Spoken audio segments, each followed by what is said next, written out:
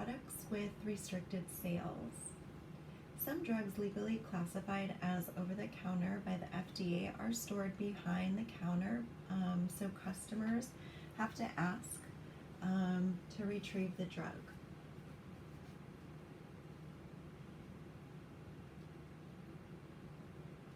This includes pseudoephedrine, ephedrine,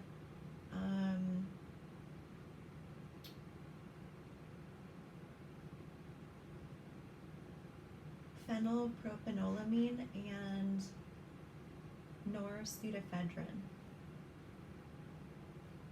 These products have restricted distribution because they can be used to make illicit drugs, which include methamphetamines and amphetamines. So the CMEA Act, the Combat Methamphetamine Epidemic Act, was passed back in 2005 to limit the widespread availability of these precursor drugs, thereby reducing the production of methamphetamine. The CMEA and state laws apply to all 4 products, though they primarily control the sale of pseudophed and ephedrine.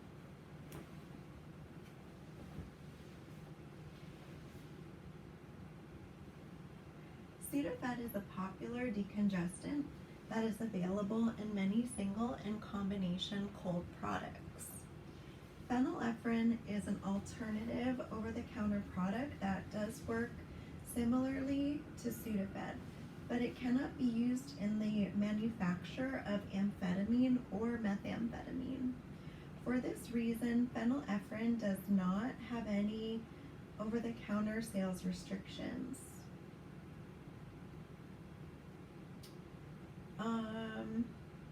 So just to recap, pseudophed is what's in, or pseudoephedrine is what's in pseudophed, and ephedrine is what's in like Broncaid.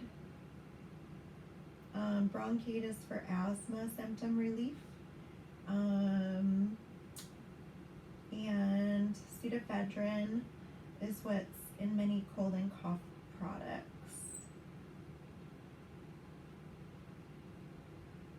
Now, norpseudoephedrine is not actually available in the United States, and then phenylpropanolamine is actually by prescription for veterinary use.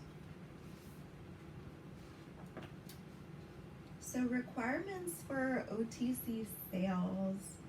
So pseudoephedrine and ephedrine and their transaction logbook have to be kept behind the counter in a locked cabinet. They're typically kept in the pharmacy, but they don't need to be kept in the pharmacy as long as a customer can't just access them without assistance from some type of a store employee.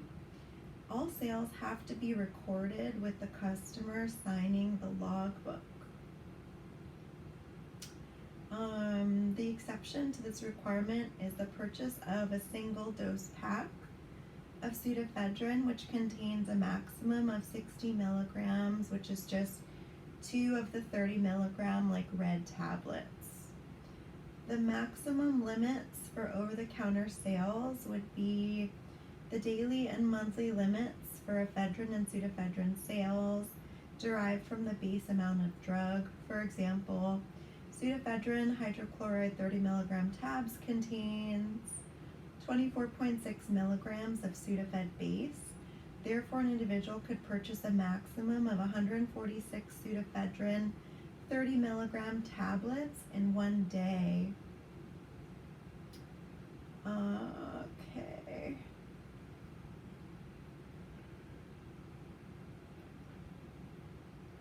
This would be the equivalent of 3,600 milligrams maximum pseudoephedrine base per day and 24.6 milligrams pseudoephedrine base per tablet, which would equal that 146 tablets of 30 milligrams.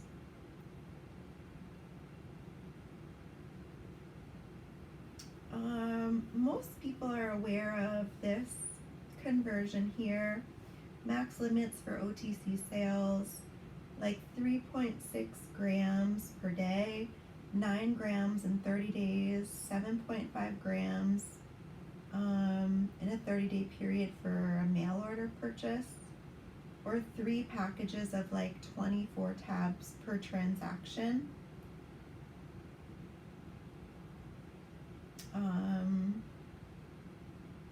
A larger quantity could actually be dispensed though with a prescription from the doctor.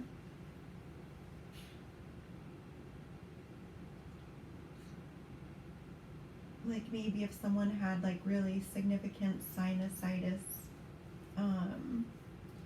chronic sinusitis problems.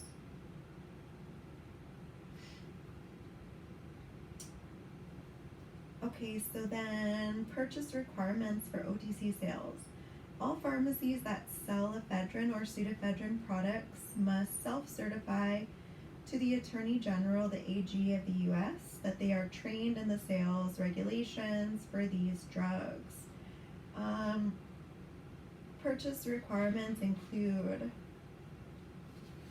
so we have to document customer name, their address, the date, time of sale, and the signature in the logbook. Photo identification has to be issued by the state or federal government.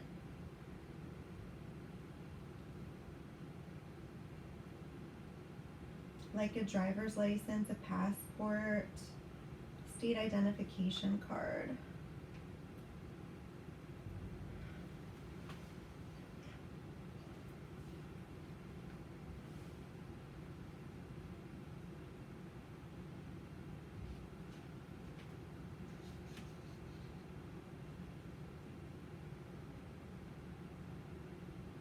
There has to be verification of customer identity by the store staff and documentation of the product name and the quantity sold.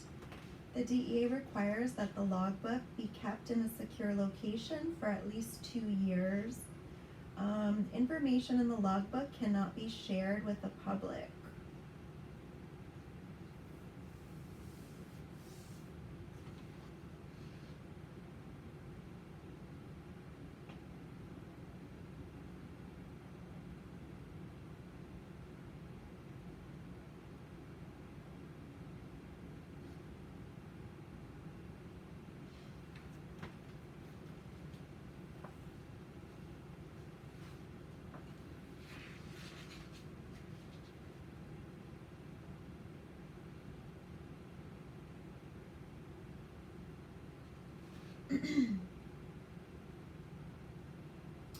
Then we have dextromethorphan. Dextromethorphan is an over-the-counter cough suppressant which is used in more than 120 cough and cold medications. It could be either a single agent or in combination with other drugs. It is often abused in high doses, especially by teenagers and young adults, because it can generate euphoria and visual and auditory hallucinations. Illicit use of dextromethorphan is often referred to as robo-tripping or skittling.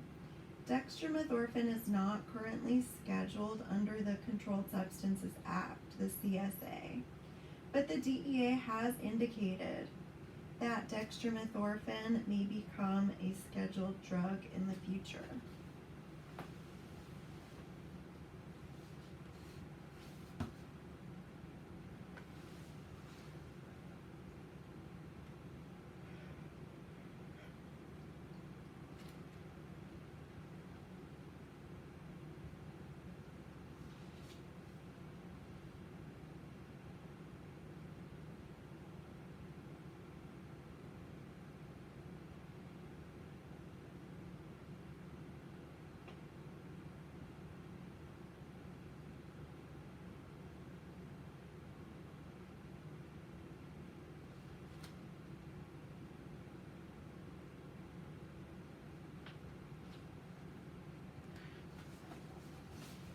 Dextromethorphan containing products cannot be sold to anyone under 18 years old without a prescription in the state of California.